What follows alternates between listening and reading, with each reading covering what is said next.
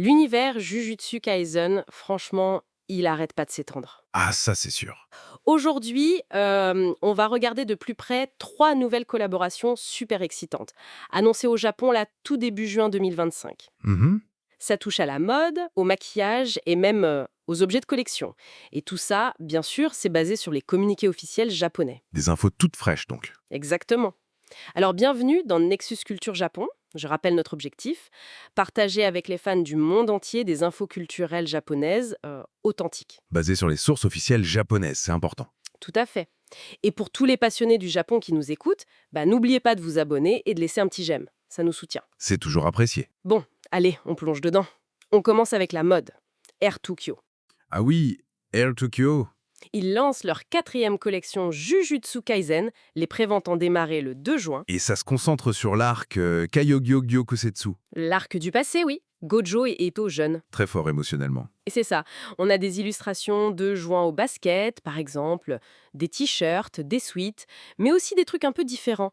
Porte-clés liquides, diorama. Des bijoux Bubble Jewelry aussi, j'ai vu ça. Pour Gojo, Geto et Toji. Oui, et leur idée, c'est de proposer des designs assez stylés, mais qui restent faciles à porter tous les jours. C'est ça qui est intéressant avec eux, je trouve. Air Tokyo, leur concept, c'est un peu reconstruire la pop culture via la mode. C'est pas juste un logo plaqué, quoi. Non, c'est plus subtil. Voilà. Ils essayent vraiment d'intégrer des scènes, des moments de l'histoire dans le vêtement. Et utiliser cet arc du passé, ça parle énormément aux fans, tout en restant portable. Carrément. C'est une manière discrète d'afficher sa passion finalement. Bon, après la mode, on passe aux cosmétiques, avec la marque Kate. Kate, oui.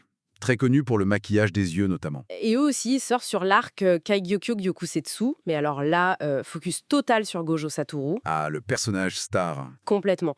Ils sortent des éditions limitées de leur crayon sourcil, le Designing Eyebrow 3D, et de leur eyeliner, Super Sharp Liner EX 4.0. Ok. Et le packaging, c'est Gojo à fond. Il y a même un effet spécial sur ses yeux pour rappeler le Rokugan, sa technique là. Ah oui, bien vu. Le détail qui tue pour les fans. Et sur l'eyeliner, il y a carrément marqué fois Gojo Satoru.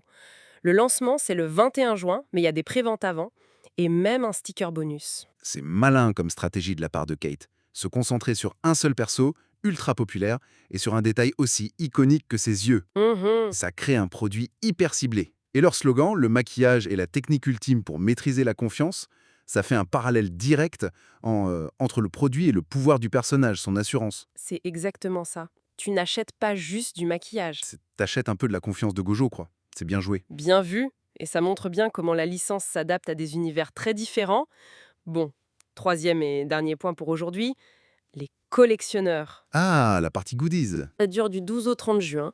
Le concept, c'est des articles de papeterie exclusifs. Papeterie, genre... Coussins carrés, stands acryliques, badges, charms. Le truc sympa, c'est qu'il y a de nouvelles illustrations chibi. Ah, les versions mignonnes. Oui, ces versions miniatures adorables des personnages, et chacun tient un article de papeterie. C'est 660 yens le tirage, et si tu prends un lot de 10, t'as une carte postale bonus. Classique, mais efficace. La formule loterie, le Kuji, ça marche toujours super bien pour les produits dérivés la voix. Ça combine le côté collection et le petit frisson du hasard. C'est ça. Et les illus chibi exclusives, ça renforce le côté kawaii, collectionnable. C'est différent des articles de mode ou de beauté qui se veulent peut-être un peu plus sérieux. Ça touche une autre partie des fans. C'est fou cette diversité quand même. Donc, si on résume un peu tout ça, Vas-y. on a Airtoyo pour la mode, inspiré mais portable. Kate qui mise tout sur l'icône Gojo pour le maquillage, et Kujibikido qui séduit les collectionneurs avec des goodies chibi via une loterie. C'est exactement ça. Et ces trois collaborations, même si elles sont très différentes, elles montrent bien la force de Jujutsu Kaisen. Ce n'est plus juste un anime, c'est vraiment un phénomène transmédia. Mhm. L'utilisation de l'arc du passé, qui est très fort, et le jeu sur l'exclusivité, le côté limité, tout ça c'est une stratégie marketing bien pensée pour engager les fans sur plein de terrains différents. C'est la preuve que Jujutsu Kaisen est vraiment un phénomène culturel, quoi. Ça s'intègre partout. L'été va être chargé pour les fans. Carrément. Et pour finir, une petite question pour nos spectateurs. Parmi ces 3 nouvelles collaborations Jujutsu Kaisen, mode, maquillage ou papeterie chibi, laquelle vous parle le plus et pourquoi? Dites-nous tout. Oui, partagez vos avis. Merci beaucoup de nous avoir suivis. On se retrouve très bientôt pour une nouvelle exploration de la culture japonaise sur Nexus Culture Japon. À bientôt.